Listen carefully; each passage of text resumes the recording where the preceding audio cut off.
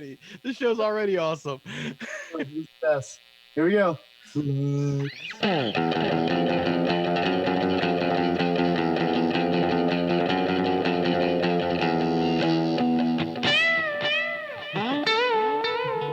All right. Welcome back. Welcome in. You found us again. Shoot the Gap, the rabbit hole fantasy football focus show span the generation gap of the 20s, 30s, and 40s. Yes. I am your MC, Brian, the Amigo Baldwin. And it's my honor, my pleasure to introduce Ethan, the Doc Marshall. How you doing, Ethan? Greetings. Really? That's what you got after all that build up? I'm tired, man. 2 weeks of semester in. I'm old and tired. Okay. All right. And the generation here.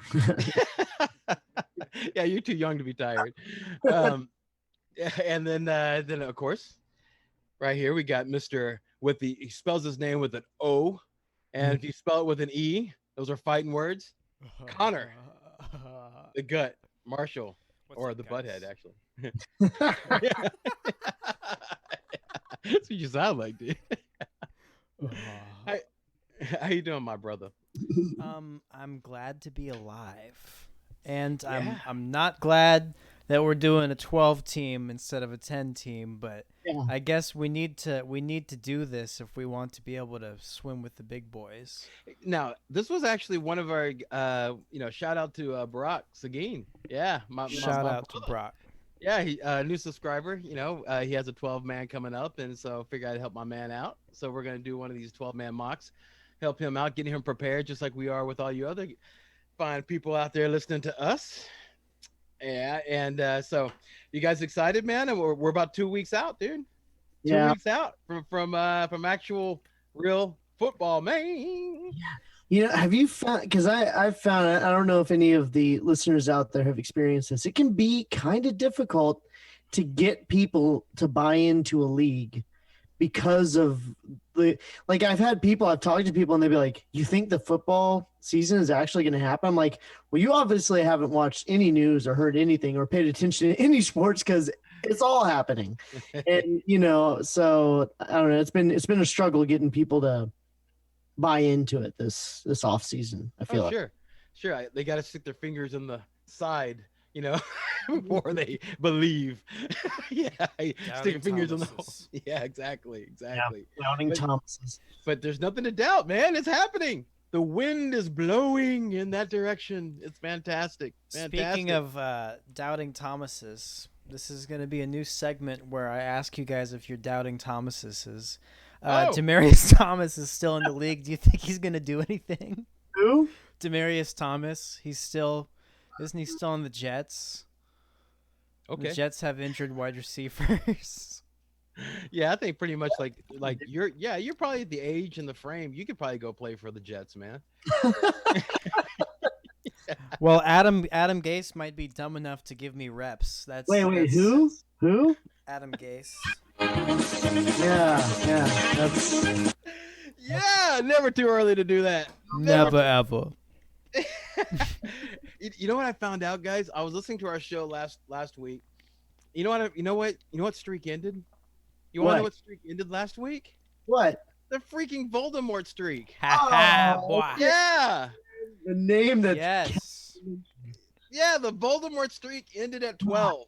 Yes. So I'm gonna try my best to get it started again at 13. Yeah, that's because 13 is my lucky number. I thought that was a witching number, dude. Unlucky number. It's lucky for me, man. It's lucky for me. Okay, all right, that's good. It only lasted 12. So we're before we jump into the show, want to go ahead and make sure and thank the new additions to the show, High Volume Music Radio. Make sure to go check out their app. Download it, please. Go to the App Store, either on your the Google Play or with the iPad. The iTunes. Go get that the High Volume Music Radio. Our podcast is on there, and also you get a lot of great music. Yeah, just everything on the app is good, not just us. All the stuff on there. Yeah, but check it out. Yeah, make sure and download that app. Also, speaking of other awesome apps, Sport Host, Connor, my brother, you're the expert on the Sports Host app. So this is actually going to be cool because I'm in a sports host fantasy football league that is 12 man. So this is going to help me prepare for that. Now, sports host, we talked about it last week. Proud sponsor.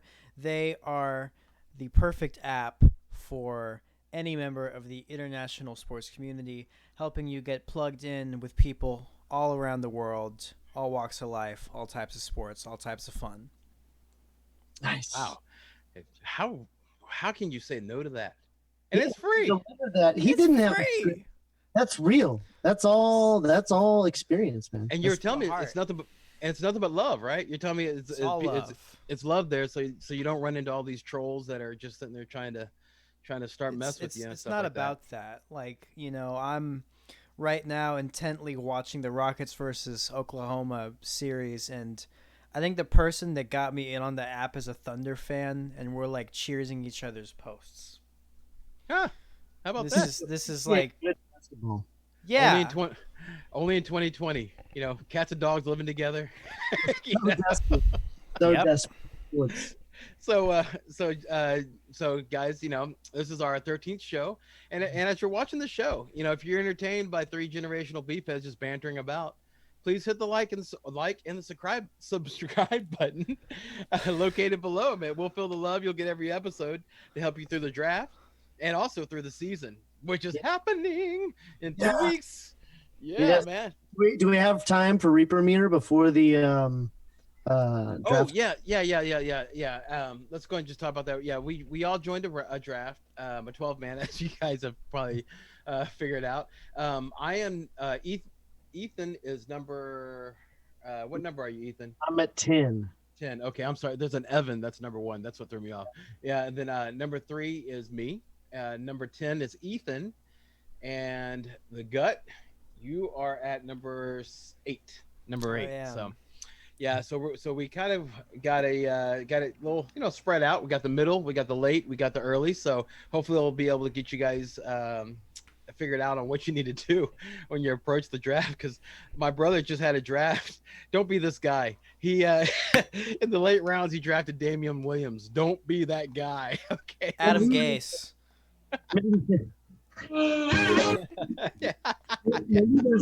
Maybe there's another guy who's even more clueless that you could trade him to. Maybe that's the thing. You mean someone like Matt Nagy? Is that a cue?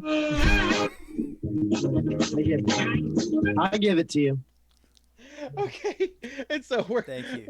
We're 1 minute out from the lobbying open, which will be about 3 minutes before the draft starts. So as it goes, we're going to talk about it. But since it's a 12 man, there's going to be space. It's not going to be so. It shouldn't be so pam pam pam. So we'll be able to go over a lot of stuff from the training camps. Also, Connor is going to bring out his "Where's the Beef" segment that got sniped by Sunny Music again. Yeah, that's what I get for trying to play Kendrick Lamar. Bitch, don't kill my vibe. Is my backdrop. They killed my vibe. But hang on. Okay, like everything I always tell my students, I always tell them that you always look for victories. Okay, there's always victories if you look for them, and there was a huge one.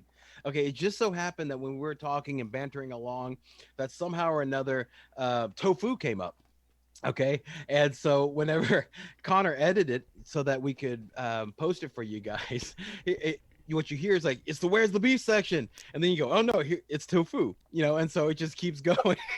It actually was pretty brilliant. I when I chose the option to edit around, and I was like, we talk about tofu, it should line up. That was fantastic. That was awesome. Yeah, right. So right? Suck it, Sony. You gave me a creative moment. Dude, it was awesome. When I heard that, I was like, that you didn't even notice that something was gone. It was fantastic. But there was something gone. It was the beef. And Connor will tell you exactly where it's at. Where? What? Where is the beef? Okay. That thing, yes. Exactly right. Exactly right. So before we get into too much, I want to get your thoughts because to me, the first and second picks are locked in. I know the gut disagrees because he's gunning for Henry pretty high, right? But with that third pick, assuming McCaffrey and Barkley are off, Who are you thinking? What's your thought process there, amigo? Yeah, man. I'm at the normal what you always see on the drafts is Zeke, and I will tell you that if you've been watching the show, that I have been an anti Zeke guy, right? Well, don't you Okay. wanna let us know what this segment is? Then you want to get right into it. Oh, well, I mean, it's not really it started as a segment, but didn't really. It kind of started. I thought this was. No, Well, we talked about this. freaking millennials, man. In the moment, always living in the moment, always living in the moment. YOLO, bro. Yeah. Right. And so, You ain't heard about none of that YOLO swag. oh yeah, come on, man. Yeah, talk. Yeah, exactly. I don't want to hear about that. I don't even talk like that. I'm in I person. know, that's what's funny. Yeah. That's So, why it's satire. so I do like Zeke. Okay, I do like Zeke now. I was out on him before because of his performance last year, and then when I found out about Mike McCarthy, actually the architect of the Green Bay, Aaron Jones, Jamal Williams headache, became the head coach. I was like, great, here we go. Tony Pollard, Zeke is going to be a headache to own him, right? But then it came out that McCarthy's actually learning. He's a normal Dallas head coach, which means that he bows down to Jera. Okay, and so they're going to continue to feed Zeke. Like he's actually learning. McCarthy's actually learning their plays, learning how they do offense. So he's not touching that. He's doing something else regarding head coaching, but not. He offense. chooses when they punt or kick a field goal. Yeah, exactly. That's there you go. his. Hey. For now. Easy now. Was it Castle or who was it, dude? The previous. Oh, that means. Yeah, the previous head coach for the Texans. I mean, he couldn't do that. Not Bill O'Brien, but the other guy. Yeah, Bill O'Brien. Well, the draft has kicked off. And, the Amigos almost up. McCaffrey went first. Yeah. So if Saquon drops to you at 3, are you going Saquon over Elliott? Oh man, get out the way. Saquon is his boy. Yeah, his I man. love Saquon too. I take Saquon first over Christian. Yeah, same here. Same here. So You're yeah, not taking Henry first anymore. Gut. Look, I think the important thing to do is to acknowledge and mention the key figures. We have Quadzilla, we have Darius Sanders, and then we have Zeke, the Z-Walk, and the real issue is whether or not those guys are good. They have fun names, and owning those guys all year and being able to say their name when they score points is rewarding for fantasy. So you went Henry. You still went Henry over Zeke. Mm-hmm. Yeah. The thing is that with Henry, well, I inherently hate the Cowboys. Okay, so I own Zeke once, and my wife, who loves to give me as much mess as she possibly can, would always tell me, I knew it, you're a closet Cowboy fan, because I'm sitting there watching the game and I'm cheering Zeke as he's gaining yards, but inherently I'm cheering for the Cowboys, and that just made me feel dirty. So but also at last year, Derrick Henry actually scored more points than Zeke in our league, and so he's actually a better pick. And now they're starting to use him more in passing. So Derrick Henry is actually the guy that I like. Yep. Yeah. Yeah, I saw that news about Tannehill talking about his pass catching ability going up. That made me. And now, if I'm third, I'm going Henry because he's always there at third, unless the gut's in front of you. Right. Yeah, if that happens, then you're in trouble. Yeah. Then I would go Zeke. And we missed this, but the gut picked Mixon with the 8th pick. Yes, he was the best back available. It was Kamara was the guy that got picked right before him, but I probably would have picked him anyway. Yes. How are you? Would you have picked Kamara over Joe Mixon? That's so hard. It's like I was gonna ask you where you are on them. I think I would have, in all honesty, I think my top 10 RBs, because I know you asked me earlier. Well, hang on, real quick. I just want to make sure. What's one of the biggest concerns about Kamara? I'm not giving you your streak back, Brian. Who is it? I'm not- Come I'm on, not dude. doing It's it. for the people. You gotta get. You gotta Dang. get them. See, You gotta guys, I I'm was doing hoping, it for you, people, not for him, not for the amigo. Who is it? Who is it? It's Voldemort. Yeah! Taysom Hill. Woo-hoo-hoo. Why Oh, do you happy do day. this to me? Love I it. have to medicate. It's alive again. It's alive again. Go ahead, Ethan. okay, so I had the third pick in the second round, and I was hoping that Jacobs would drop to me, and he did not. So I went for Austin Eckler in the second round. Austin Eckler. All right. I like Austin Eckler a lot. You know, even though I like picked him over Aaron Jones. James Conner. Those are the next two running backs ranked, I guess, that are sitting behind him. I would do that. Yeah, based on what you saw last year, and you know, and Eckler, dude, he really is a very talented back, and a lot of people are kind of poo pooing him, you know, right now. In fact, Brock, again, shout out to Brock. He actually came up with a cool name of him for Awesome Reckler. Yeah, so Awesome Reckler.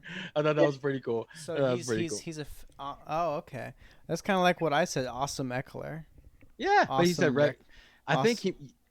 I think that was like the next manifestation, because he did tell that to me after he saw the show. Ooh, and then I appreciate that, man. Awesome Reckler. I will use that. the gut. Then 2 picks after my pick went with George Kittle. Whoa! Are you worried about the hamstring news? I was reading that right before I picked him. Look, guys, there's people that are born and they're like, oh, that's like a baby. Then there's people that are born and it's like, that's like a strong baby. And then there's a baby that's born and it holds up the person holding the strong baby, and it's like, I'm George Kittle, you know, and I'm not worried about him.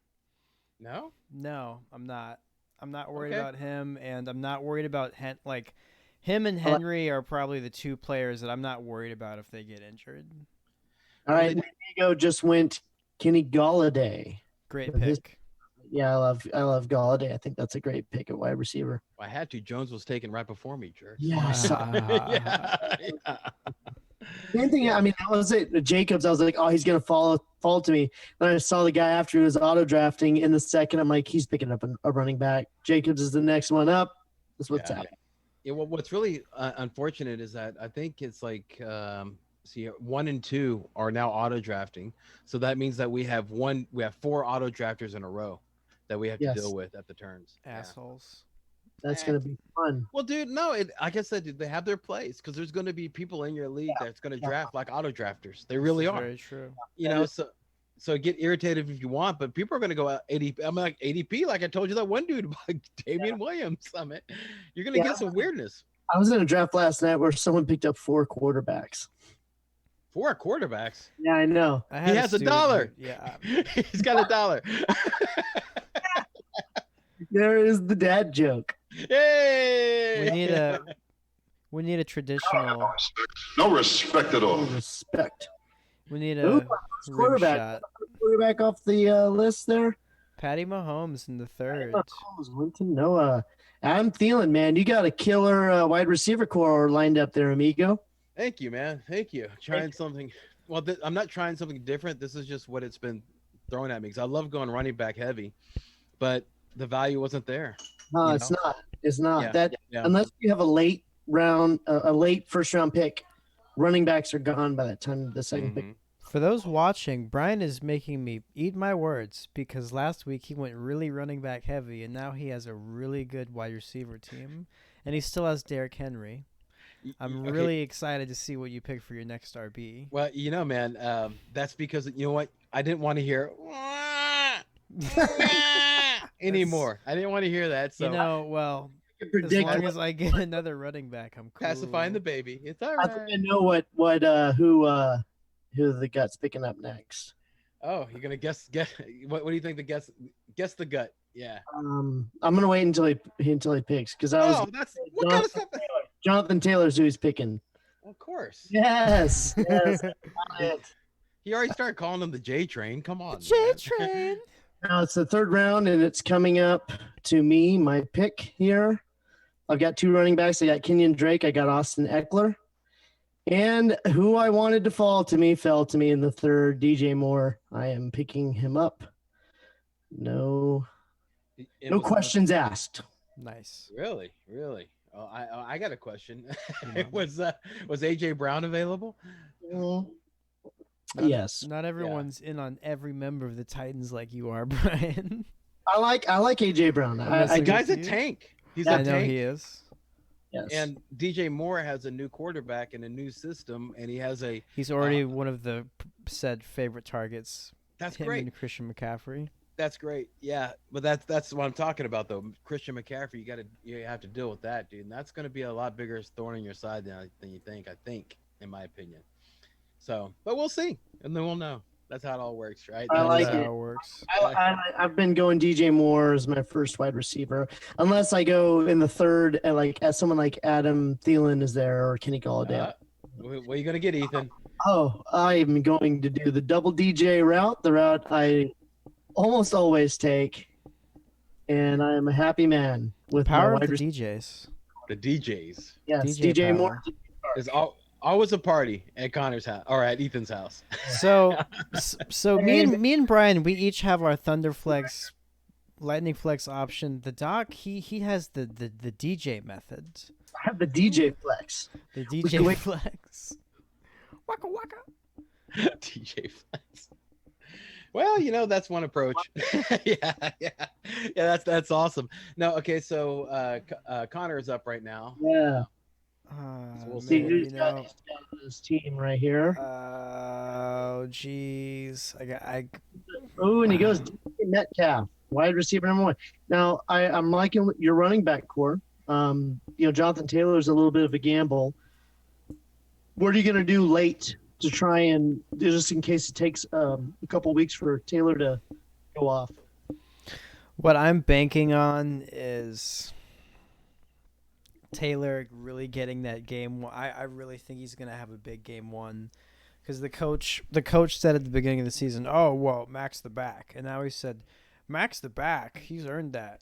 And I've always said that I use the hot hand approach. That's who we're going to give it to.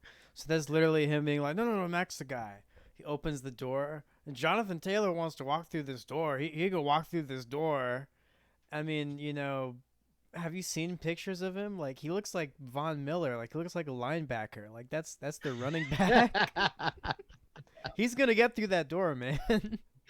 Yes. No, when we get into the late rounds, I was talking to you about this earlier today, Gut. I have a late round option that I really like who's also in that backfield. I just told y'all. So y'all are gonna go. He's kind of the Voldemort of the Colts. Twice, if you will. Oh, happy day! Oh, happy day! For the name that cannot be said, we're saying it quite a lot. Several times, yes. How about that? How about that as my running back too? I knew that's what you were doing. I was like, you're during some time between this pick and the next, you're going Kareem Hunt over Leonard Fournette, David Montgomery, DeAndre Swift, Raheem Mostert, David Johnson, and Ronald Jones. Mm-hmm. You went Kareem Hunt. Mm-hmm. I want to hate on it, Go ahead. Respect. I like that pick. Dude's gonna get there's gonna be a ton of 3rd down reps for him to go in and get. So I like it. I think I would have if I were you, like the other thing I would have done is gone someone else because I was gonna try and pick him up later, but they try to convince me to go someplace. That's awesome. Yeah. That's awesome. Oh, you're playing the turn, right? So you might be like, I'm gonna pick the super value person, hope in 4 picks Kareem Hunt is still there, but I didn't see any value picks on there. So there's no value picks. No, yeah, this is a different monster. So to listeners out there, if you're close to the turn, right, and there's like a player who's like your guy, you want to pick them up, you might be tempted to say pick someone who fell and bet on you getting that person a couple picks from now. Mm-hmm. You may get burned, and it really sucks. It really sucks when that happens. Yep. How about that one? Oh man, you got both of them. Yep. And Ronald Jones, which honestly I value both of those guys higher than Mostert, Johnson, Swift. And you really thinned out the herd to where I have one running, maybe two running backs that I feel decent about in my flex after that. Ronald Is Jones? is that Doc going? Wah! No. I man, respect. Thanks, man. Thanks, dude. Yeah, dude. Okay, Ronald Jones. Yeah, there was a lot of talk about him, but dude, everything I'm reading in camp is that he's actually doing very well. And if you know anything about Tom Brady, he loves to throw to his receivers. I also or his running backs. I also read that Ronald Jones is the main guy, and that even though LaShawn McCoy got signed there, he's sitting there fighting with Keshawn Vaughn for like third down and things like that. So I'm not really too worried about it. He's bulked up. You know, he's been working on like what he said was his cardio and everything like that. So getting ready to be the main guy. The head coach said he's going to be a main guy. This is Bruce Arian, the same guy out. The only one I thought that would encroach on him would be Keshawn Vaughn, right? Keshawn Vaughn because they traded up to get him. But Bruce Arians the same guy that went ahead and whenever he drafted David Johnson, he put him as a punt returner and a kick returner for of the first year. What is Keyshawn Vaughn pinned to do right now? Return kicks. Okay, so I don't think he's going to impede on Ronald Jones. So I think that they got rid of Peyton Barber for a reason. Yeah, and if you go for Mostert, you're definitely dealing with running back by committee. Both David Johnson and David Montgomery, you're dealing with injury risk. And so, yeah, both of those guys, Ronald Jones and Kareem Hunt, are way, to me, I value those higher. So those are great picks. Yeah, well, yeah. I meant afterwards we'll do another game of that's one of the subjects of the RBBC or NOT games. Exactly. Since I had so much fun with it last time, yeah. And I know Connor has a new definition, but I want NOT. Okay, even though yours sound cooler, it's fine. Yeah. Hey, man, all right. As long as you it's cooler, it's cool. Fantastic. Okay, Ethan, come on, man. What you got going on? Robert Woods was still there in the 6th round. Not anymore. Yeah, no, he's on my team now. I feel I know you're not a big fan, but honestly, there wasn't a whole lot left. Cam Akers was my 5th round pick. The news out of camp, it just continues to be very encouraging about Akers. Probably not going to be as relevant until the second half of the season. But if I have Robert Woods, who I can plug into my flex and go lightning flex, I'm fine with sitting Akers on the bench until he takes off. Well, how about the fact that Darrell Henderson is going to be available week 1? Does that change anything? No, Akers getting the most reps and the most hype in camp is okay. Did you watch Hard Knocks? Because Hard Knocks, it was supposed to they were trying to highlight Aaron Donald about how awesome that guy is, which he is. But dude, what it showed was how terrible that O-line is for the Rams. Yeah. I mean that's the first thing I saw. When I was like, oh my God, because like the guards are missing him. Okay, yeah. It's not like he's doing a juke move or anything like that. I'm like, they're just straight up missing him. Okay. But the problem I run into there is who else running back wise is available, because someone had already taken the 2 guys that I was looking at.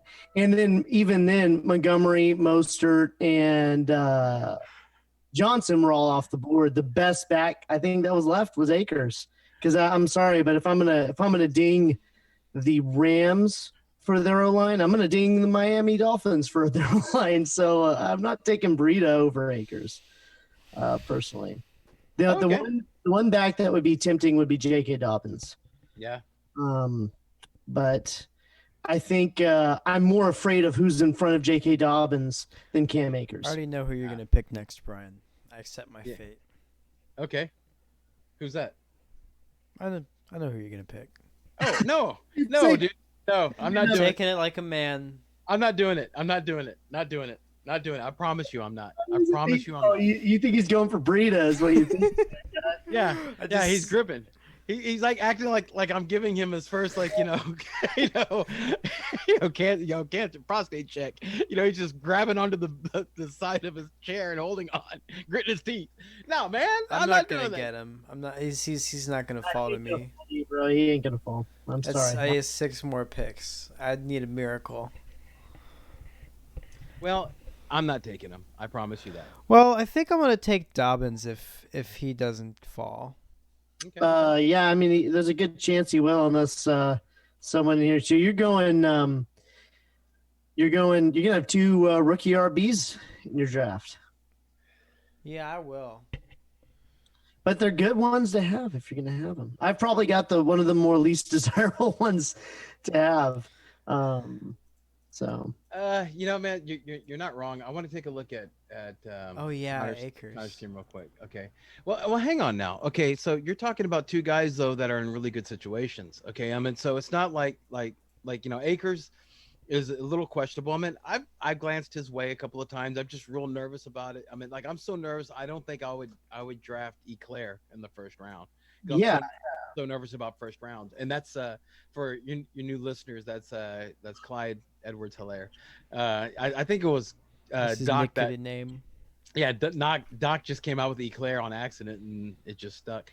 But yeah, man, Jonathan Taylor, I think is it's a fantastic running back too. I think he really is because Dobbins. Yeah. Oh, did he get? No, he got Breida. He got Breida. Yeah, I can't believe Dobbins fell to me. Oh, nice. Well, he's falling because people the word out of camp, like I mean it's been up and down. Like I read that J.K.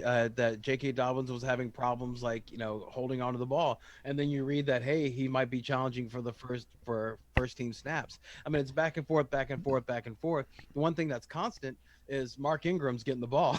Okay, and I think that's why people are kind of like they're fading on JK. And now the reality, the excitement of mock drafts and the security of mock drafts are starting to end.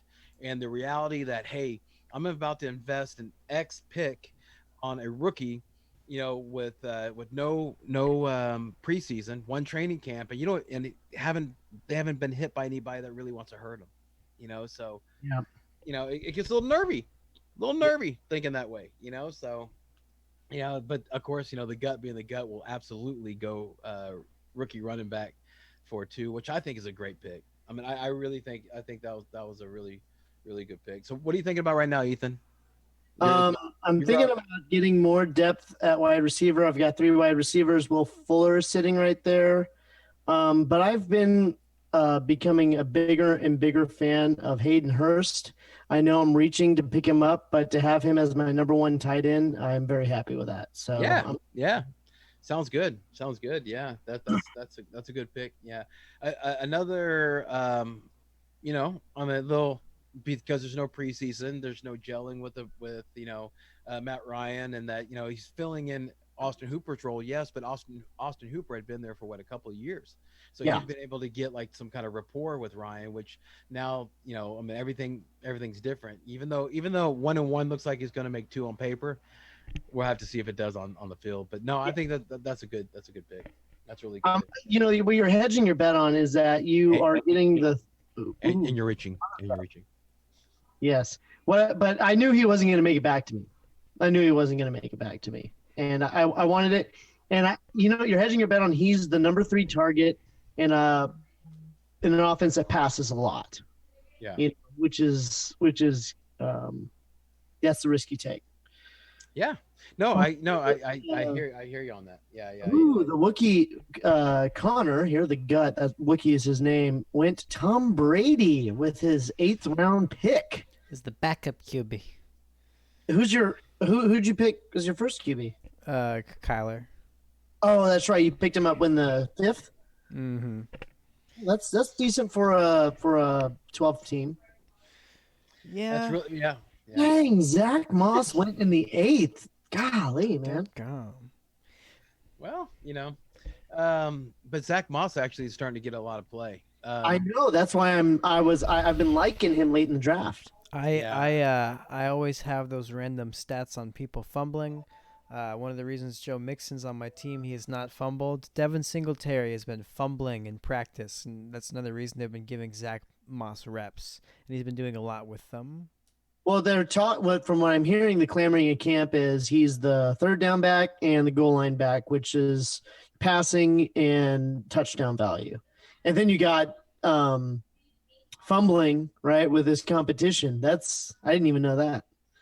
So that's a great pick in the 8th round, whoever that was. The head coach was saying that he actually is going to fill in the Gore role, the Frank Gore role, and you know exactly what Frank Gore did to Devin Singletary, and so it really is kind of a with the Chicago defense picking the 9th.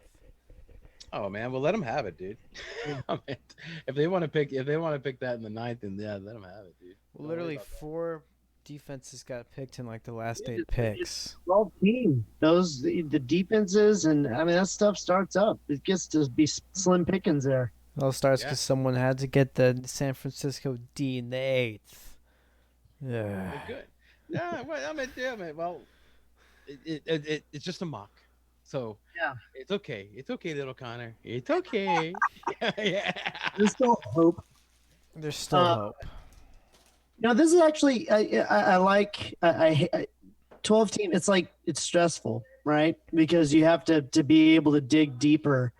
But I think it's a great skill because there are some 10-team drafts where everyone goes wide receiver crazy, and you got to be able to dig deep. Everyone goes running back crazy. You got to be able to dig deep. So getting up on your chops of getting into the deep cuts, right? Super important. Super important. Oh yeah, dude. I have absolutely believe, dude. I'm right there with you. I mean, that's one thing that was why I was texting with my brother while he was going through his draft, because he was like, "Hey man, this is here, this year, this year," because I'm the one who's been doing like all these drafts. He hasn't been able to do that. He works for for Dow Chemical, and whenever the hurricane was threatening our land, they had to shut down, which is a very laborious activity. And so is reopening, so so they had their hands full, which you saw what happened. The people that wasn't prepared, picked the Damian Williams thing again. I know it's the 3rd time I mentioned it, but come on, man, somebody pick Damian Williams. That's just awesome. So the gut just picked Deontay Johnson. Oh, David Johnson, excuse me. Was that David or was that Johnson's? Was that David or Duke? I couldn't tell. I just see Duke. Yeah, Duke. Okay. Yeah, but the fact that we were like, we weren't sure if David Johnson fell to the 9th, just tells us how tells everyone how much we care about him. Yeah. And so how much we think about him. 9th pick, Ethan. What you looking at? I want a little more depth at wide receiver, and I don't want to wait till late. This dude's it's a thinned out receiving core, so I'm going for Jamison Crowder. Great. I like the opportunity that guy's going to get because of how thinned out they are in the receiving core. Yeah, I was actually, this would be a good time to tell you, about how injured they are. Denzel Mims, dude, he still hasn't practiced. That's their star rookie wide receiver that they picked up. And then also it came out that Perryman, their stud, free agent pickup, he's hurt. So all that's there really is 2 things, which is Crowder and Herndon, and that's it. So that's now that's either a good thing or a bad thing. We'll see, because he's either he's going to get the targets, but he's also going to get the double coverage. So we'll see. So I'm coming back around on the turn here. I don't like doing this, but I'm super, super psyched about this defense. It just got a very valuable piece. They are elite at all levels. I'm going Minnesota defense in the 10th round. I want to secure that. I'm feeling good at wide receiver and running back. I can get some more. I still don't have a quarterback. I have gone no quarterback, and we are in the 10th round in a 12-man. So I just gambled right there that someone decent at quarterback would come back to me, but I'm loving the Minnesota defense right now. I understand the excitement. One thing to keep in mind is that they are halfway through training camp. There's going to be no preseason. So I don't know exactly how, much better they're going to be. I mean, I wouldn't put them higher than I already have them. How about that? Okay. Yeah, Even with what they added that today. right now, yeah, absolutely right, absolutely right. Yeah, the more excitement I was for with that trade that happened. If you guys are well, yeah, I mean, of course you haven't heard. This is why we do Sunday night fantasy football, because this trade just happened today. Yeah, yeah, it happened this morning. That Jacksonville Jaguars, they traded their star defensive end, or Pro Bowl defensive end, Yannick. You want to get a shot at that last name, Guguki? I'm gonna try, man. Yeah, I'm sorry I brought it up because yeah, but yeah, right. But they traded him for Minnesota's 2021 second round pick and a conditional 2022 fifth round pick. Yep. Yeah, and so the thing I'm really got excited about whenever I saw that was that, I mean, I understand, but see, anybody that's been watching the shows, they know how excited that I've already been on Minnesota's defense. So I can't get more excited about them. It just yeah, looks awesome. I'm a new convert. All right, I'm a new Yeah. convert. Well, no, you're a bandwagoner. That's not a convert. That's a bandwagon when something like that happens. I would have to say that it's totally fair for when they get a star, all pro defensive player added to the team. It's fair for someone to start buying in at that point. Okay, sure. But I think it's more exciting for the Jaguars, like Jaguars offense, But now you're looking at an offense that has to pass. Like DJ Shark, went through the roof just now. I mean, because of that. Shark attack, brother. Also, Houston's offense went through the roof because they play the Jags twice. Okay, the Colts offense went up. Yeah, because they play the Jags twice. J-Train. So I went Dobbins over Fuller. Fuller was there. I was looking at Fuller for more depth at wide receiver. I ended up going Dobbins for depth at running back. Yeah. I don't know how I feel about that now. I don't know. Well, how about this? Dobbins will probably last longer. That's true, and it Dominator, like a delayed release. Dobby. Like you take it, and it's a couple hours later you start to feel it. Mm-hmm. Well, yeah. The thing is that with the draft, and this is like something that, like a little public service announcement here, guys, that don't beat yourself up after you draft, because you're always going to think you have the worst team, and you're always going to look at somebody else's team and think, man, they got this, this, and this, and this, and they're so awesome because they got that and that. Well, that same people are looking at your team and saying, man, those people are so awesome because they got this, this, this, and this. So yeah. Don't buy into the remorse. You did your study, you did your research, trust your research, trust your study, and remember, you don't win your league at the draft. You don't. Okay, you win it by doing research, by listening to shows like us. So like and subscribe so you can win that league. Because the gut, I mean, he'll tell you right now, man, that, I mean, how many guys were on your team, Connor, from last season, from your draft to whenever you finished? Like 3 or 4. See, look at that. So that, and that was a lot, and that was 15 rounds, right? So that was 12 picks. And for the people listening, I drafted David Johnson with my first pick. I drafted Le'Veon Bell with my second pick. Like, not the best decision. I drafted Adam Thielen with my third pick. Like, I transformed my team. I took a team with Adam Thielen as my best wide receiver, and I drafted Robert Woods, who was bad for pretty much the whole stint of me owning him. And I drafted Lamar Jackson and Mark Andrews, who carried me. And I picked up Cortland Sutton and Devontae Parker off of waivers. I traded Hunter Henry for Michael Thomas. I traded Sony Michel and Adam Thielen for Tyreek Hill. I did what I needed to do. I made a lightning flex team with Raheem Mostert and Kareem Hunt as my running backs. And I have this thing now. What are you thinking about, Ethan? You have it there. You have it there. I went. I'm shooting for the green here. I went Cam Newton. Oh, that's your guy. That's your guy. Prince Cam. Newton, but now I'm up here and I want some more depth at tight end in case it takes some time for Hayden Hurst to get assimilated. So I'm going to go Jonnu Smith here for my backup tight end. I wanted to go for another backup QB in case Newton, but I'm going to see what falls to me. And I'm sorry, just gonna say this. I ain't taking your boy.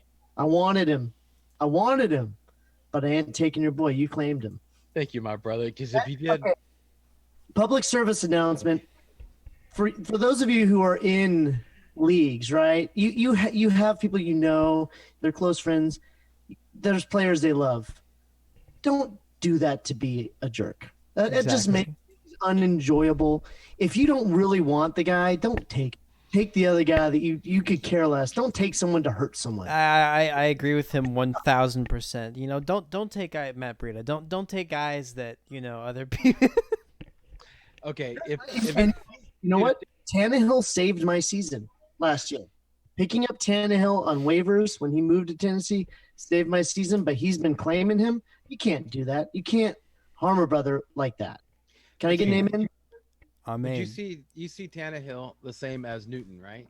Or same area? Tannehill has a much higher floor because he is the starter, right? So, like, for all intents and purposes, Cam Newton is the starter, but we don't know that for 100% certainty yet, right? We're gonna use a quarterback platoon, right? This is Belichick that we're talking about. Eli Manning, my kryptonite. Belichick, where are you? Hey, you're there. Hey. We need to drop those sound bites. We need to make those. A lot of rings. That's just Connor. Eli Manning. That's awesome. No, it is a game. So there is a lot to that, and I agree with that 100%. We're here to have fun. Maybe like in other years, you would do that to kind of, if that's how you like to play. But dude, this is 2020, man. I mean, there's just so much sorrow out. This is an escape. Let's try to have fun, and that's why we were talking about the no waiver wires, because dude, we want to have fun. You don't need another person saying, I got this. No. Yeah. Here to have fun. Yes. Hey, give me an excuse to use this drop for the no waiver speech, bro. oh, let's do it. Okay. No waiver speech time. Gather around, y'all. Altar call. It is time, guys. It is time for you to fight against the Red Menace. It is time for you to come down from the mountaintops. It is your time to do the battle cry. Time for you to scream, Wolverines! Ooh, that one was hot. Even get it again for the people, please. Hurt my ears. Ooh, yeah, that's good. So that's hot. It doesn't register. American film. Yeah, well, yeah, because man, and also, dude, the waiver wire. Come on, guys. We all know how to play this game. What is this? Ancient times? Yeah. Well, no. Look, I was talking to my brother. My brother's been playing fantasy football since the '90s, like before internet was even out. Right? They had waiver wire then because they were trying to get it going. All right. People now know how to play. You know how to play. You don't need people to wait. You don't need to wait to see who's going to check this and have to have fun. We all know how to play. Take the training wheels off. We are a big boy now. One more time for that drop. Scream, Wolverines! Oh my gosh, the news. I haven't even gotten to the news bit that I wanted to drop, but it is worse than we thought, guys. It is worse than we thought. Jalen Reagor getting injured in training camp. He's out for 4 weeks. 4 weeks with a torn. What was that? Labrum. Torn labrum. That is not what you want to see. Is that a draft and stash candidate to you? That's right here in the draft, man. That sucks. No, but I'm asking you, is it a draft and stash candidate for you? Yeah, I mean he is a rookie, right? So he's a last pick candidate for me that I then swap into IR and immediately pick someone up with. Kind of like what Debo might have been, but I think Debo's starting to run now on the side, so he actually might be ready for week 1. Yep, yeah. And I'm picking up here in the 13th round. I'm picking up Debo Samuel because he's my what is that, 5th wide receiver? Yeah, and I don't need him to be active ideally for a while, so I'm happy with that. Oh, yeah, that's the for your new listeners. This is an approach that Ethan, the doc, came up with probably about a month ago. I'd say it was probably about a month ago. Where you whenever it was discovered that the Carolina Panthers and the Tampa Bay Bucks, all their most playoff fantasy football playoffs start on week 13. And guess when their bye weeks are? Week 13. Hey, guess what show this is? Week number 13. Yeah. No. We're surrounded by 13s. Come on, guys. Quick, think of a player known to wear number 13. Oh, come on, man. We're going to get these in every episode. I don't know. I don't have that. Michael Thomas. Brian passes. Michael Thomas would have also I didn't accepted. pass. I didn't pass. I said Michael Thomas. You passed the test. Oh, thank you. Oh, yes. Would have also accepted candidates including Odell Beckham, Keenan Allen, and James Washington of the Steelers. And James Harden of the Houston Rockets. Yes, shout out to James Harden of the Rockets. We spanked Oklahoma last game. Woo-wee, man. I can't. All right, so heads up. I know most people don't care about kickers, but isn't Tampa Bay looking at new kickers? Aren't they shopping new kickers? They are. Are they? Yeah, it was a team. I got this bit of news here earlier. Let me see if I can find it, because no one cares about kickers, right? Now, as a super professional, looking up someone else's news here. Where did it go? Well, it gets to you one way or the other. I've been known to be sly. Yes. This is the news on Tampa Bay. Former Bears kicker Cody Parkey is scheduled to work out for the Buccaneers, per source. Sucks. That's the double doinker. Visited with former Titans kicker Ryan Suckup. So evidently in Tampa Bay, Bay and Gay are not getting along. So don't draft Gay right now. Are you saying no Gay and Bay? No. No, I don't see it as that at all. This is training. Is this a backup? This is training camp. So This is competition. It's competition. Okay, that's dude. To me, that's the same thing as people freaking out about Theo Riddick being signed by Las Vegas and not wanting to get Jacobs. Okay. Yeah, because all those guys you just said. I mean, Connor just mentioned. Yeah, this is good. Yeah, this is the Doink guy. Yeah, But what if Doink guy delivers and Gay goes off? I got now. Well, just like Connor, I'm pro gay, so there you go. Well, let me elaborate. So I was looking at Koo and I was looking at Gay. I like both of them, but that news about Bay looking at other kickers, I'm like, I'm just go Koo. Like, why not? Like, if I'm between both of them, that's enough news for me to go Koo over Gay. Well, about a month ago, whenever I did the NFC rankings of the defense and the kickers, I mean, I ran off some pretty strong stats for Matt Gay. So let's say in the event that if he's not in Tampa Bay, he gets cut, I think he's going to do just as well no matter where you look at it. It's just the fact that he'll end up somewhere. So, and I think wherever he ends up, I think he'll do really well. And so I'm not really too concerned about it because I believe in the talent. But, where did you have Koo ranked compared to Gay? Underneath Gay. But he was in the top 5. I think so. Yes, that's correct. Oh, okay. Yeah. So close maybe. Yeah. Well, it just yes. It just Gay. He hits more like he came. I'm more familiar with him because he played the whole season where Koo came in like partly through the season for Atlanta.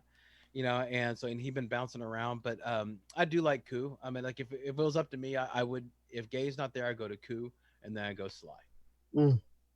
Koo then Sly after Gay. Yeah. And I'm not gonna lie, whenever you gave me that news, my first thought was like, I'm gonna go my next one down, but that would have been Sly. But Connor was already like, I've been known to be Sly. And so I'm like, you know what? I don't want to hear Connor cry. So I know this is a deep cut for kickers, but I also like Denver's kicker. Remember when I ran down that dude? Mad when you steal my guys. McManus. McManus has got some good numbers, man, especially from 50. And I think that offense is going to be more potent than we think. And they're kicking in the mile high most of the time. You heard about Gordon, right? Melvin Gordon. He hurt his ribs. I'm not surprised. Yeah.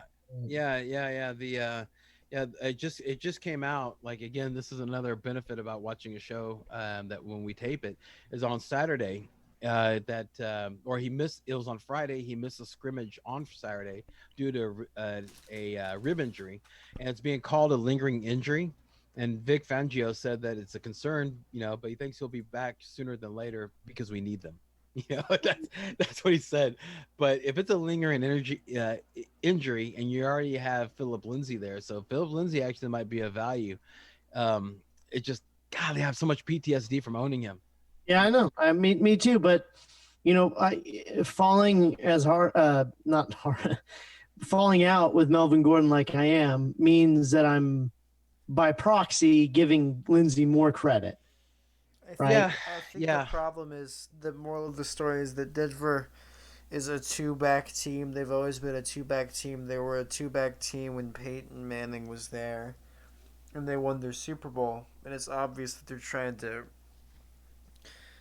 duplicate that whole, have a great receiving core, have good tight ends, have good wide receivers, have good defense, have decent running backs. Like a lot of them just to set up their quarterback for success with that mile high air.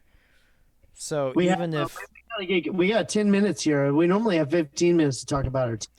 We only got 10 what minutes. 12 minutes is yeah. the worst. Let's Well, no, screenshot our. I think that's how it's always been, man. Oh, Yeah. really? Oh, we're just really bad at telling time. Well, no, no, no. I'm saying that like for the past week, Done that with the rooms. that's right. That's right. Like before, since COVID, it's been 15 minutes. Yeah, but yeah. All right, well, y'all want to run down our teams here? do it. Yeah, I'm screenshotting them just in Okay. case. We want to start. Let's go in order of draft. Start with the Amigo. Who All went? right. Okay, I did. Drew, my quarterback is Drew Brees. Then I have Kenny Galladay, Adam Thielen, and I have Derrick Henry, Kareem Hunt, Yes. Evan Ingram, and then Ronald Jones in the flex. And then on my bench, I have Stephon Diggs, Antonio Gibson, Mike Gesicki, Ryan Tannehill, Dallas Goddard, and Jerry Judy. And my kicker is Matt Gay, and my defense is Nyalans. Awesome. Connor, who you got? So for mine, I have quarterback Kyler Murray. Wide receivers, they're a little more sparse this time, but I still like the guys I got. I got DK Metcalf and Marquise Brown as my wide receiver 1 and 2. I got Joe Mixon and J Train as my RBs. George Kittle is tight end, so pretty strong pick. He is kind of like my first wide receiver overall. And then I got Breida in the flex, but I drafted some other guys. I drafted Darius Slayton, Henry Ruggs, Jalen Reagor. So I have both the capability for Lightning Flex and Thunder Flex if need be. I got Brady as the backup QB, Duke Johnson and Chase Edmonds as some running back pieces, and then I got Sly as my kicker and Denver as my D. Nice. All right, for mine, swinging for the fences here at QB. I picked up Cam Newton. And then for my wide receivers, I have DJ Moore and DJ Chark. Running backs, starting, I have Kenyon Drake, Austin Eckler, and Cam Akers in the flex. Tight end, I have Hayden Hurst. On my bench, I got Robert Woods, J.K. Dobbins, Jamison Crowder, Jonnu Smith, Debo Samuel, and then my last pick was Chris Thompson. And then I got Young Hoku as my kicker from Atlanta, and then the Minnesota defense. All right, man. Yeah, looks good. Looks good. How do y'all feel, guys? How do y'all feel? What do y'all normally we pick apart each other's teams? Let's say how we feel about our team, our own team. I like this. Okay, go for it. Catharsis. And then you start. You want to go first, Doc? Okay. I feel like my pick a quarterback. I waited a long time to pick a quarterback, and it was the likes of like Cam Newton and Sam Darnold and Joe Burrow and people in that, and then Ryan Tannehill. And then I went Cam Newton. I think he's got some potential upside from the rushing. I don't know what the offense is going to look like. Right, it's a gamble. Right, end up being someone who streams quarterbacks throughout the year to maintain. I'm not sure. That's the one spot to me where I'm not feeling fantastic. I like my tight ends with Hayden Hurst and Jonas Smith. I love my wide receivers. The fact that I've got Robert Woods and he's on my bench makes me feel pretty good. I think Chris Thompson as a deep cut is a decent pick because, who knows what Leonard Fournette's going to be able to do. They bring Chris Thompson in. He's rejoining the head coach from last year, and the dude loved to use him as a pass catching back, third down back. And so that dude could present some value. To me, the main thing that concerns me is who I'm leaning on for quarterback. That's what's concerning me at this point in time. Well, man, I see what you're talking about, but it's always been like a lot of that is a theory to do late round quarterbacks, because I think that, if we even, like, let's say that if you were going to go ahead and have to do streaming, you'd have like Jimmy G to choose from, Phillip Rivers, Derek Carr, who everybody's sleeping on, Sam Darnold, who's going to have a breakout, who's a lot of people are suspecting going to have a breakout. And you're also looking at Gardner Minshew, man, Teddy Bridgewater. So you got a lot to choose from there. So what you did is that you went with value. Yeah, I think you went with a lot of value. I think that's what you did. And you can't. It's a philosophy thing. It's not bad. It's not good. It's your philosophy. I have one major question. Yeah. Have you considered throwing in either AJ or DK to your DJ wide receiver crew? So you could have DJ AJ or DJ DK. I have come out of these with DJ and DK. And I have had DJ and AJ. I don't think I've ever had DJ, AJ, and who's the I have not had the trifecta before. The trifecta of AJ, DJ, and DK. I have a question. Yes. Kenyon Drake. Yes. You decided not to back him up with Chase Edmonds, and Connor got him. Yeah. I am aware of that. I dropped the whole handcuff mentality because you assume you could pick those guys up on waivers, and then you forget that in a 12-man they go a lot deeper, and they the running backs are a little thinner. And I would gladly trade him for Jamison Crowder. Well, you know what? I could end up desperate enough at some point in time to do that. If Drake gets in, that's the reason why I picked up Claypool, is because I remember the whole supposed reason why Gase never let Drake get the reps was because he was injury prone or whatever. Yes, but there's a reason we do this whenever Gase's name is mentioned. So, actually, the way that your team is set up, that actually is a really good trade offer, because you're not really suffering too much. You have DJ Moore, DJ Shark, and you have Robert Woods. Okay, you can actually spare Jamison Crowder to get if disaster happens and I lose Drake. He's not going to trade him to you if disaster happens. Yeah. Come on, the guy has 2 rings. Who are you talking to? Forget he's evil. Yes, you got to do that before it happens, man. What's wrong with you, Connor? Let's go and I think those are the only questions I had, man. Yeah, I think you had a great draft. Cam Akers. Yeah, a little nervy about Cam Akers, but when you have a jerk like me driving the train, you gotta watch out for it. And that's exactly why I went J.K. Dobbins a few rounds later, was because I don't know if that's gonna. And you know what? Maybe Cam Akers goes off and you trade him for value. When so who knows? Yeah. Okay. Let's jump to Connor's real quick. All right. So I don't like my wide receiving core as much as I did the other times, but I got what I feel like were a top 5 RB, QB, and tight end, which I feel pretty good about, and I feel like I could have 2 top 15 wide receivers, which is serviceable enough. And I was about to say, like, your draft is a perfect illustration of what happens when you in the higher rounds go QB and tight end. Mm-hmm.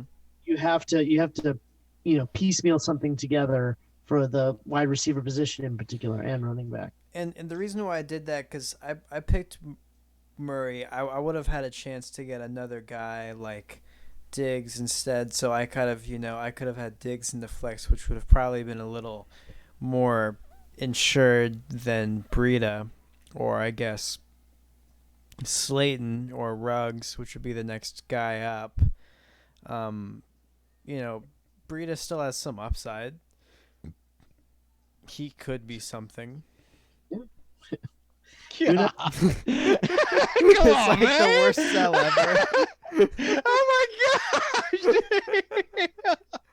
I'm really coming out with the comedic takes tonight. No, you're doing the whole gut thing to Yeah. to the maximum.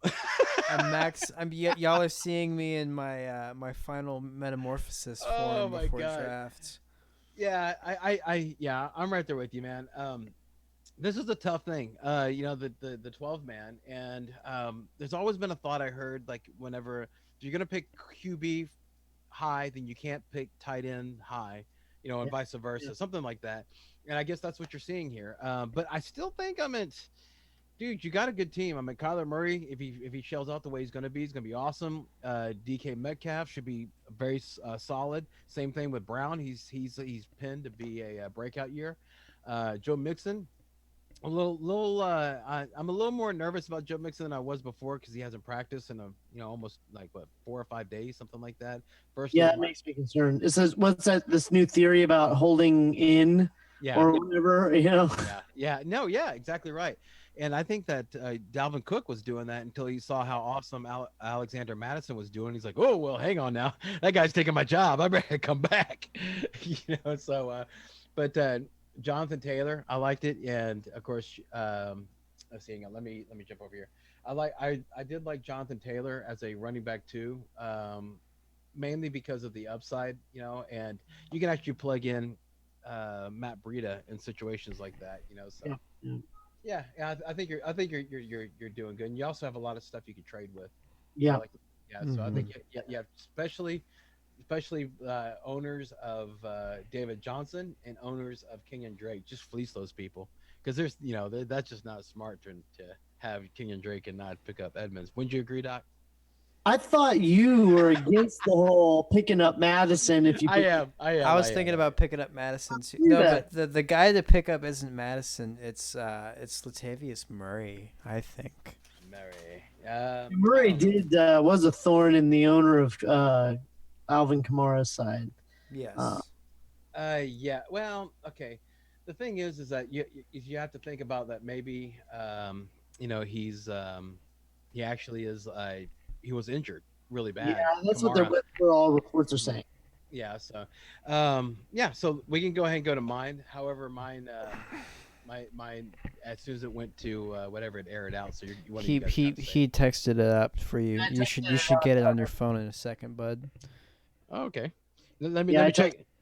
Let me check. Phone's slow now. The internets. Let me check the internets. Okay. All right. Got it. Okay. Cool. Yeah. I was on it.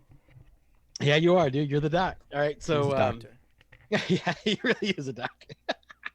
So I have the way I look at it. Whenever I'm looking at my team, I'm pretty happy with it. I think I did a pretty solid job. And like I want Ryan Tannehill as my quarterback, but I also know that in the COVID universe, I don't want to go commando with a quarterback. And even though that it is a way to go, the streaming the quarterback, I don't want to do that. I did that once, So whenever I remember when Josh McNown, that was my that's what he played for the Jets. That was my my rock. The guy I was so excited about, and I just felt so dirty, So didn't want to do that again. So I decided to get Drew Brees as my backup. I want to start Ryan Tannehill. I went ahead and got Dallas Goedert because of the whole wide receiver situation that's over there, And so I'm happy with that.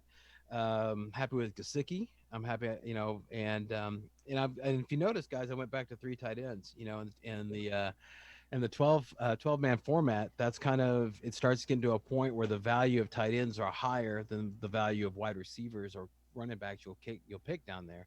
And so that's what the idea that, Evan Ingram, I picked him over Hayden Hurst and over Hunter Henry because there's a lot of reports that he's back and that he's looking really, really good. And every time he's been on the field, that's all he's done has been awesome. And so let's say that if he has a first couple of awesome games, well, I can trade him, for something that I might be deficient on, and get something in the next couple of, the first 2 weeks, and I would still have Gasicki and Dallas Goddard that I could plug in at the tight end spot.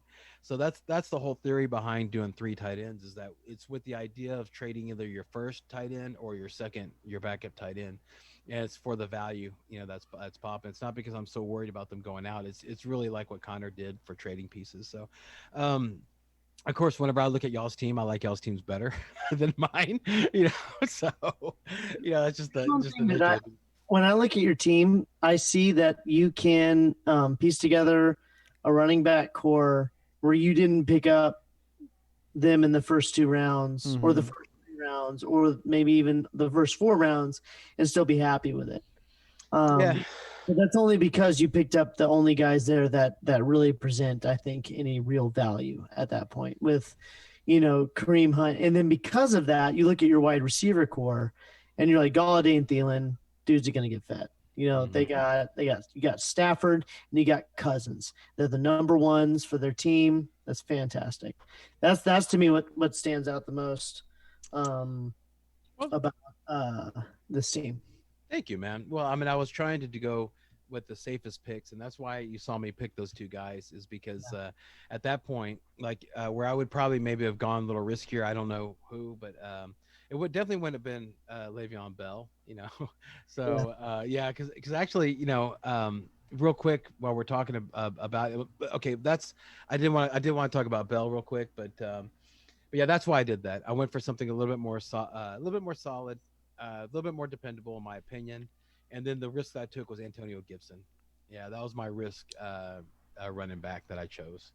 Yeah, so Yeah, but I mean, I like. I think it's a pick that there's a reason the dude's climbing.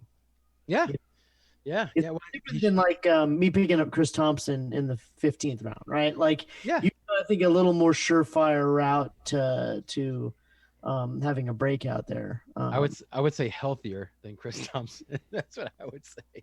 That too. Well, Ooh. and one thing is that there's been Alex Smith has been cleared to do 11 on 11 practices, right? So everything is starting to look like he's starting to pump up and he's starting to ramp up, and he's probably going to be the quarterback. Which a question I'm going to ask you guys here in a second, but let me make this point first. But one thing that Alex Smith was doing a lot whenever I watched him last year was he was throwing a lot to Chris Thompson. Okay, so he likes to pass it out to his backs, and that's Antonio Gibson. And so that's why that's why I have confidence in him. But I did want to ask you guys that again. We visited this a couple of weeks ago. I'm going to do it again. This Terry, before we were not on the Terry McLaurin train because it was going to be Dwayne Haskins. Okay, if it's Alex Smith, is Terry scary again? Not for the price. On this episode before, we can go back and listen to it. I've said it. If Alex Smith was starting, I even considered. I told myself if Chark gets bought up, or even if when I was looking at picking up Moore, McLaurin was right there, and I would have. He was my go-to guy after Moore because and even then, I'm a believer in him, even if he doesn't get Alex Smith, because he's the guy. He was a rookie last year, and he's going into his second year. He's going to be even better. So I like McLaurin. Yeah. The one thing I did want to make sure and mention about Antonio Gibson, that in Saturday that he was seen with a limp and a wrap on his leg. But he didn't leave the practice field. And but also, like, if you remember hearing like other reports, like the one that's really threatening him, the one running back other, because he's going to share with ADP, is Bryce Love. You heard a lot of good stuff about Bryce Yeah. Love, right? Well, now they're saying that he could get cut. He didn't play at all last year due to a knee injury that he sustained at Stanford, and now he's running with the second and third teams. So Yeah. yeah, I wanted to make sure and throw that out there. But yeah, I'm right there with you, dude. I'm right there with you. So cool. Well, those were our picks. I did want to tell you real quick on Le'Veon Bell though. He is seeing a 60-40 split with Frank Gore in camp right now. Okay, and I know that they traded for that. New York Jets did trade for Kalen Ballage, but of course you guys heard about what just happened, right? To that trade. Yeah, it got. Yeah, I think the barrage is over there. Well, no, Ballage got the trade got nixed because Ballage didn't pass the physical. Oh, I did not hear that. Yeah. So Isn't this the same guy that could run while being tased? Oh no, that was that was Walton. That was Mark Walton. That was Mark Walton. Yeah. No. Ballage was the guy that got like something like 500 carries or something. Some kind of outrageous number and only had like 27 yards. Well, no wonder he couldn't pass his physical. He's no Mark Walton. Yeah, right. So, but Frank Gore being there is the reason because last episode, both Connor and I were talking about how great Le'Veon Bell is and to do your research and how they pumped up the O line. Well, now I mean, of course, the Yakety Sax, we got that going. Yep.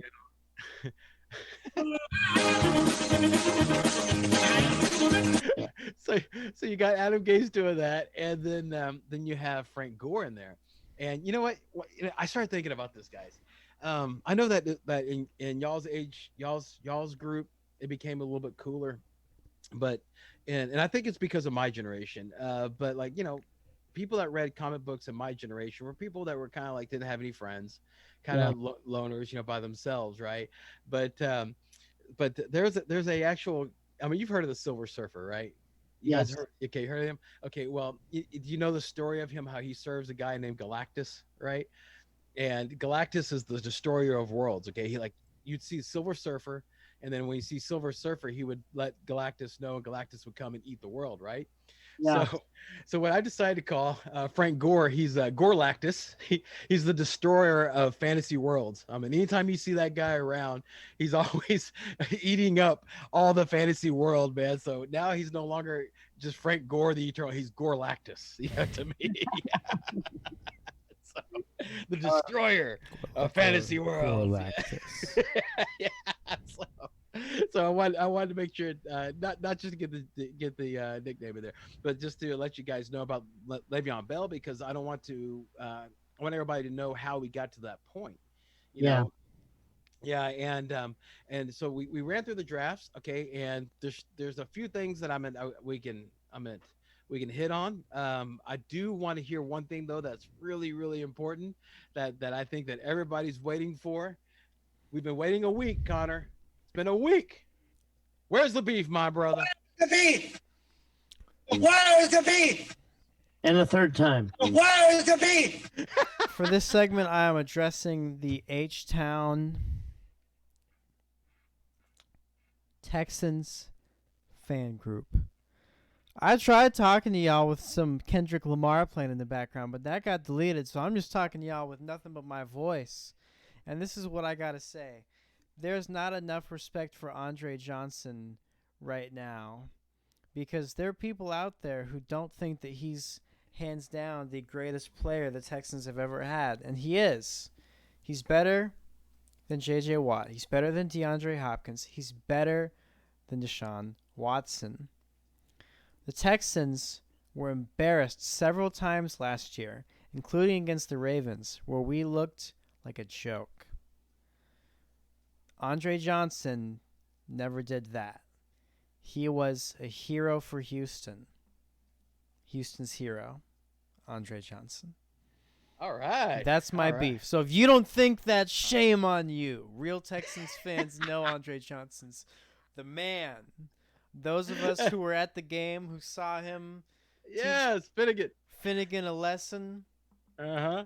Like I said, man, that should be the statue in front of Reliant of him, going at If I ever get rich and powerful, you best believe I'm gonna have a statue of Andre Johnson beating Colton Finnegan's ass. That's awesome. And then I'm gonna post it on social media, and I'll be like, Andre, come over here and pose with me at this fountain.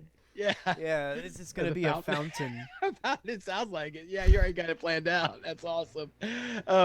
Dude, I did want to mention, like yesterday, Saturday's practice, Trey Burton suffered a I calf saw injury. that. Yeah, yeah. And so, you know, now it's, I was off on Jack Doyle because of that. I mean, what do you think, Connor? Oh, you mean baby hands? Yeah, Doyle. Yeah, yeah, little baby hands. Yeah, do you think he's back from missing time with a neck injury? I am going to give you the same answer I gave you last time I was addressing the Colts tight end group.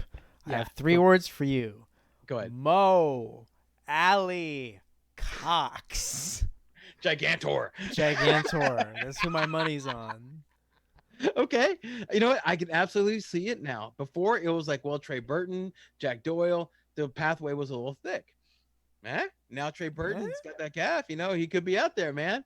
That's really good. That's really good. What about Phillip Rivers going to the tight end? What about that bit of knowledge? How does Phillip Rivers feed the tight end normally? He feeds him.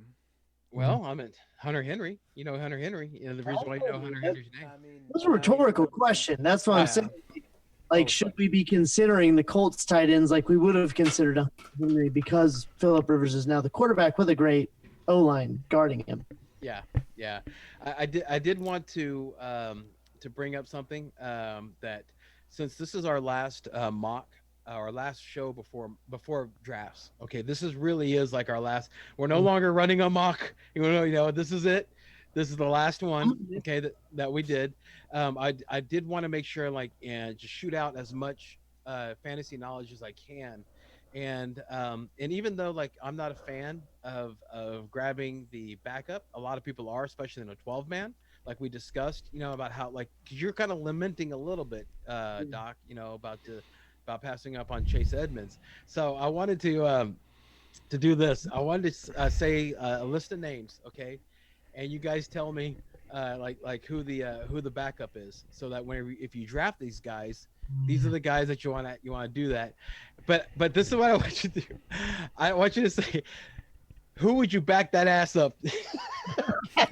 Can't even get it out. Yeah.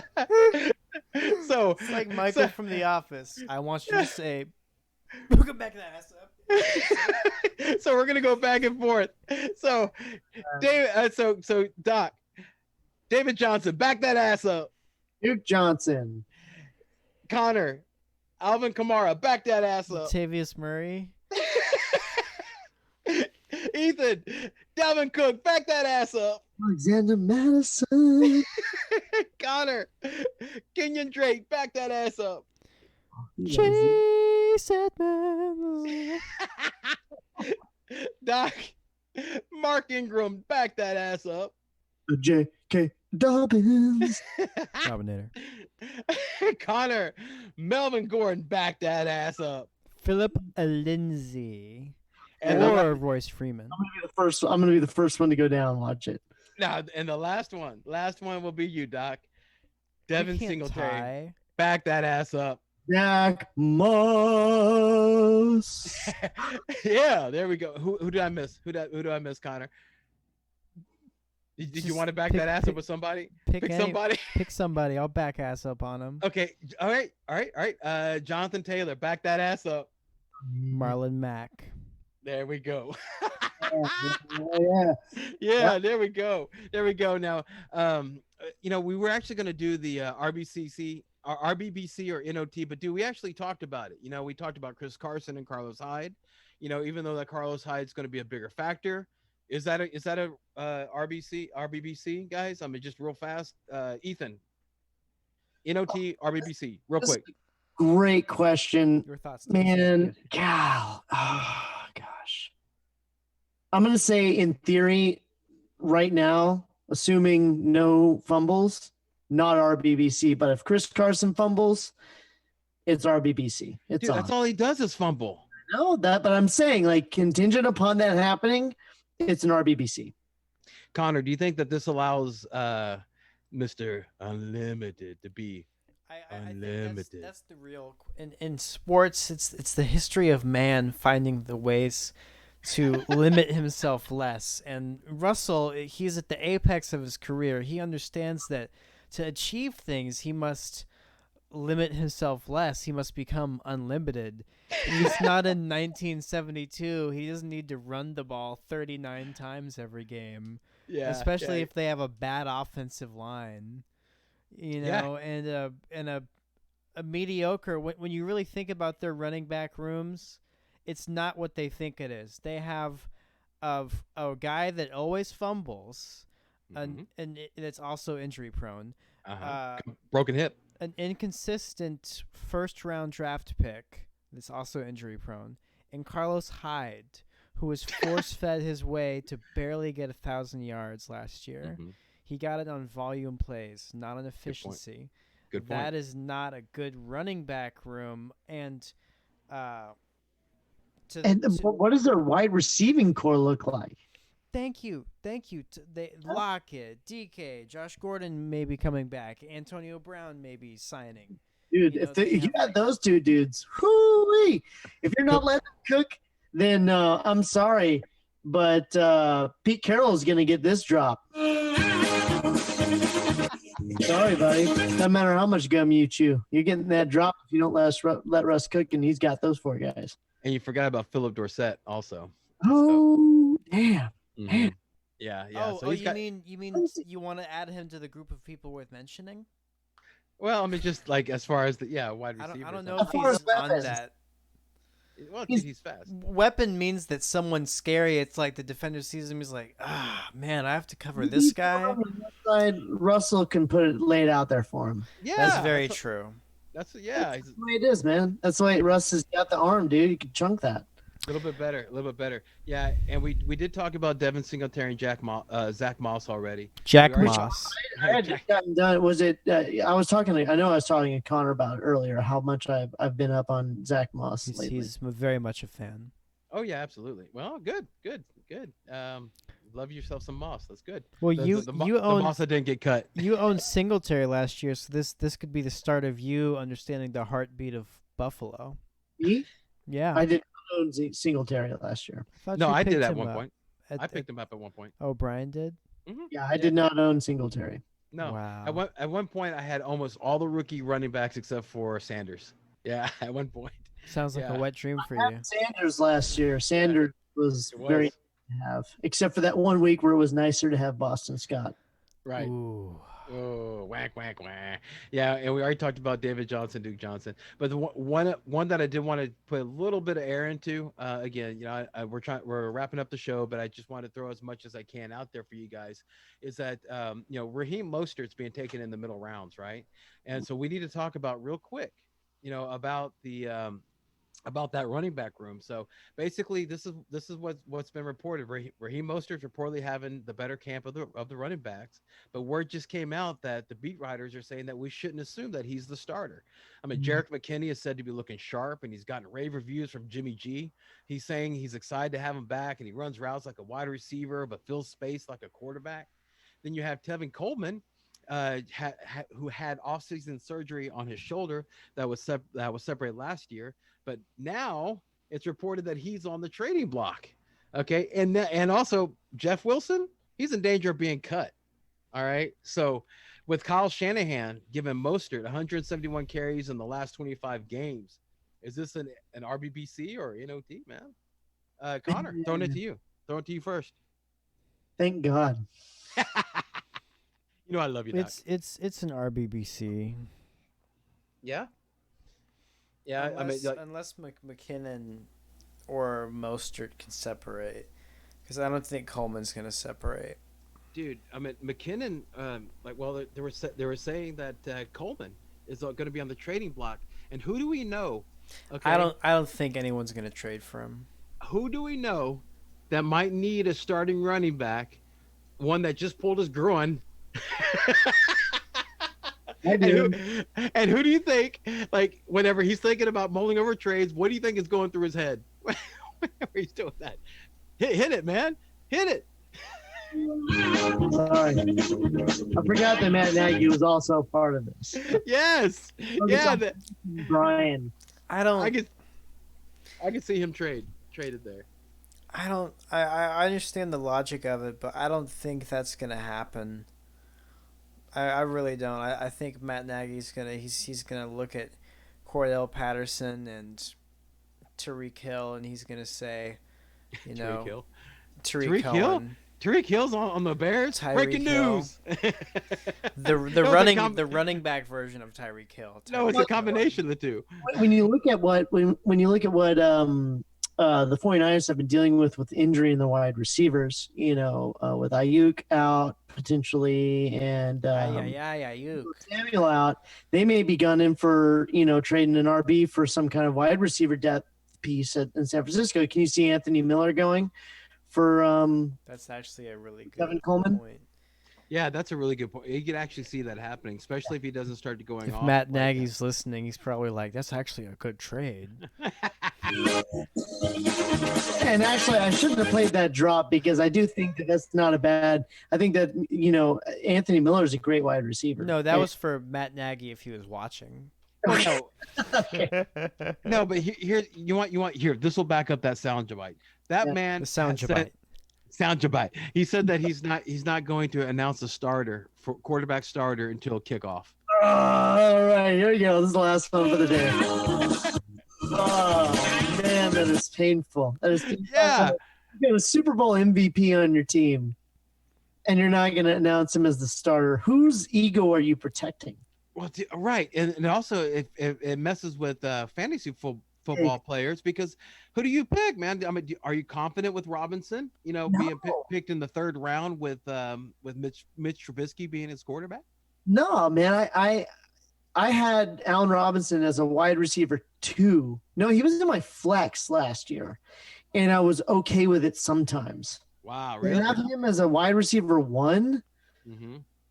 I mean, okay, I say sometimes the dude delivered, but it was frustrating to watch because it came in chunks. It'd just be nothing, and it'd be nothing, and it'd be the fourth quarter, and all of a sudden he'd rack up 14 points out of nowhere. I hated it. It's so painful. Yeah, but no, I'm not picking him in the third round, which is where you got to pick Robinson. Well, yeah, absolutely right. Absolutely right. Yeah. So that's why I wanted to go ahead and bring that up too. Is because it's just. It's bad on top of bad. It's just that whole like Chicago offense. Mm-hmm. It was David Montgomery. That you were like, okay, this, he's gonna break out. Now he's got injured, and then okay, well Robinson's gonna be awesome, or maybe even Miller's gonna be awesome. Well, we don't know who the quarterback is. Give us a, so it's But Connor, let me ask you this real quick. With what we just talked about with the offense. How do you feel about the defense? Does that change your mind because the defense might be on the field longer? Yeah, I might pivot. I might stop picking them so early and go for another position. Another NFC North team, perhaps? Right. The Vikings, maybe. No, probably the Bills. Goal. Yeah. Even though the Bills, I think they play KC. I think they do, right? Yeah, I think they do have it's not a knockout schedule, but Josh Allen has not been having the best press out. Mm-hmm. Yeah, he's turning over the ball.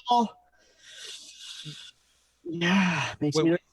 What'd you just say? I said Josh Allen, the quarterback for the Bills, has not been having the best camp. Some of the reports have shown him struggling throwing the ball to his receivers. Okay. So you should take that into account when you're thinking about the defense, because if you got a quarterback that's going 3 and out all the time, throwing picks, which Josh Allen did, he's done. But doesn't that mean that he's doing it to the Bills defense? Well, he's on the Bills, and he would be throwing the picks and going 3 and out. No. He's saying that you're seeing him do bad against a really good defense. Okay, right. But it doesn't take away from your argument. But it puts its. That's very true. He is a sloppy quarterback, but the Bills play against some sloppy quarterback teams. That's true. Yeah, 2 things I want to bring up here is that there's actually a report where Josh Allen said he wants to run less. Yeah. Really? That makes me like him much less. Yeah, and that's what I wanted to ask you about. Is that it was probably about 2 weeks ago. You're like doing backflips because Josh Allen, you felt that he's going to have a breakout this season. So It's been camp reports, man. I had an idea for a segment where unfortunately not going to be able to do it, but it was players that we were super keen on leading up to the draft, but we've fallen out of favor with. Like we're just not. He was one of my picks because, yeah, he was going to be one of them. Where it was just like I have not picked him up anymore. I've not picked him up for about a week and a half because I've just been reading the reports. It doesn't seem like he's taking that step forward that you were hedging your bet on. No step. And maybe it's a product of the Bills D being great, but he's going to play other defenses. And if he's not going to perform well against them, I don't want him as my starting quarterback. Got to perform. Does that change your mind on Stephon Diggs? I have not been taking Diggs as much. I mean, there's a few instances where he's fallen to me in a 10-man draft in the 7th or 8th round. If he's sitting there looking at me in the 8th round and I'm needing that 3rd or 4th wide receiver depth position, I'll pick him up. But I'm not going to hedge my bet on him being my wide receiver too anymore. Connor, you made the comment whenever we were going over our teams that you were thinking that maybe you could have had Stephon Diggs in the flex and you'd have been happier with that. Is that still a thing? Yeah. Yeah, I'm still on Diggs. Okay. I can maybe see him in the flat. I mean, I just don't want him in my wide receiver core. I don't want to depend on him. I want him to be someone I could plug in or out as I see fit, Or on the bench or something like that. Exactly. I got you. Yeah.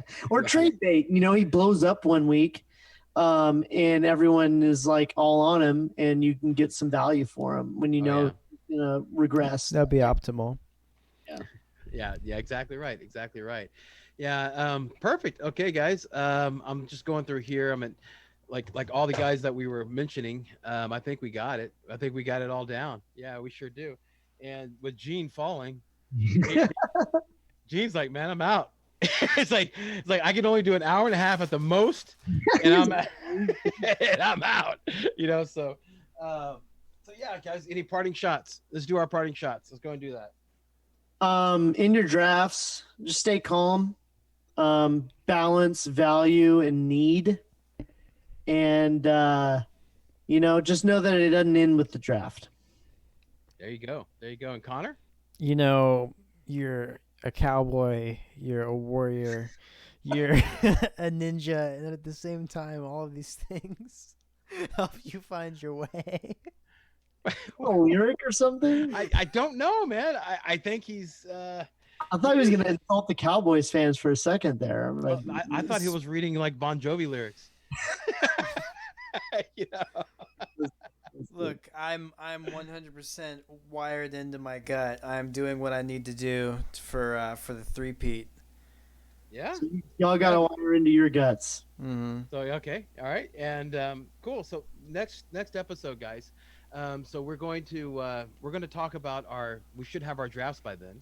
And so we're going to talk about what we did. Yes. Okay, so you'll know about what we did, and of course, there's going to be a lot of information that we'll be able to share with you. And just to remind you guys, okay, if you enjoyed what you watched, okay, if you had a lot of fun watching us and going through the mock drafts, hopefully they helped you.